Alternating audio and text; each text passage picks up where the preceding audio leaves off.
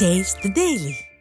திமுக ஆட்சியில் தமிழகத்தில் பெண்களுக்கு பாதுகாப்பு இல்லை என்றும் பள்ளி கல்லூரி மாணவிகள் இளம்பெண்கள் மூதாட்டிகள் மட்டுமின்றி மனநிலை சரியில்லாத பெண்கள் கூட பாலியல் அத்துமீறலுக்கு ஆளாகும் கொடூரம் அரங்கேறி வருவதாகவும் இவற்றை கட்டுப்படுத்த திமுக அரசு எந்த நடவடிக்கையும் எடுக்கவில்லை என்றும் ராமநாதபுரம் மாவட்டத்தில் உள்ள இஸ்லாமிய பெண்கள் ஆவேசமாக தெரிவித்துள்ளனர்.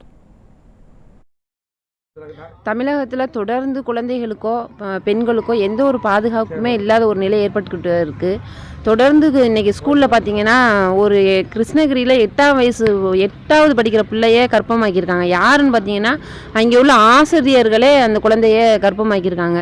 இப்படி தொடர்ந்து பிள்ளைய ஸ்கூலுக்கு போக முடியல, கல்லூரிக்கு போக முடியல, பயணப்பட முடியல, எங்கேயுமே போக முடியாத ஒரு சுச்சுவேஷன் வந்து இந்த தமிழகத்தில் இந்த ஆட்சியில் அதிகமாக நடந்துக்கிட்டே இருக்குது. சட்டங்கள் போடுறீங்க, ஆனால் அந்த சட்டம் எந்த ஒரு பலனுமே அளிக்காத நிலையில் தான் பெண்களுக்கு பாதுகாப்பு இங்கே இருக்குது. நீங்கள் என்ன சட்டம் போட்டாலும் அங்கே என்ன செய்யலை, பலன் இல்லை. மக்கள் இன்னமும் பாதிக்கப்பட்டுக்கிட்டு தான் இருக்காங்க. அதுலேயும் குழந்தைகள் முதற்கொண்டு இந்த தமிழக ஆட்சியில் வந்து பாதிக்கப்படுறாங்கிறது தான் ரொம்ப மோசமான ஒரு சுச்சுவேஷன். இன்றைக்கி பார்த்தீங்கன்னா கிருஷ்ணகிரியில் மட்டும் இல்லை, இந்த ஒரு வாரத்தில் மட்டுமே கிட்டத்தட்ட என்னால் தஞ்சையில் ஆரம்பித்து கன்னியாகுமரி வரைக்கும் உள்ள பாலியல் வன்கொடுமையை அடுக்க முடியும். அந்த அளவுக்கு தொடர்ந்து பாலியல் வன்கொடுமை நடந்துக்கிட்டே இருக்குது. ஒரு பைத்தியக்கார பெண்ணுங்க அதை கூட விடாமல் கற்பழித்து அந்த பைத்தியக்காரிக்கு என்ன செஞ்சுருக்காங்க, குழந்தைய கொடுத்துருக்காங்க. அப்போ இப்படிப்பட்ட ஒரு பைத்தியமான ஒரு பெண்ணுக்கு கூட இங்கே பாதுகாப்பு இல்லை. இங்கே உள்ள குழந்தைகளுக்கு பாதுகாப்பு இல்லை, பெண்களுக்கு பாதுகாப்பு இல்லை.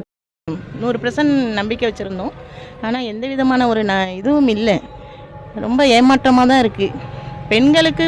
பெண்களை முன்னுக்கு கொண்டு வரணும், அப்படி பண்ணணும் இப்படி பண்ணணுங்கிறாங்க. ஆனால் அந்த பெண்களை முன்னுக்கு கொண்டு வர முடியாமல் அப்படியே மட்டம் தட்டியே கொண்டு போகிறாங்க.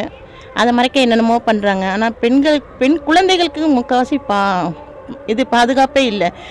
முன்னாடிலாம் கொஞ்சம் டவுன் பக்கம் நடந்ததெல்லாம் இன்றைக்கி கிராமம் வரையும் வந்துருச்சு. எங்கே பார்த்தாலும் ஸ்கூலுக்கு நம்பி அனுப்ப முடியல.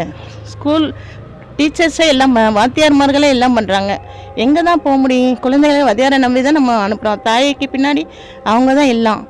அவங்கள நம்பியே இப்போ நம்மளுக்கு ஸ்கூலுக்கு கூட அனுப்ப முடியாத நிலைமையாக இருக்குது. அதை வந்து அரசு கண்காணிக்க மாட்டேங்குது.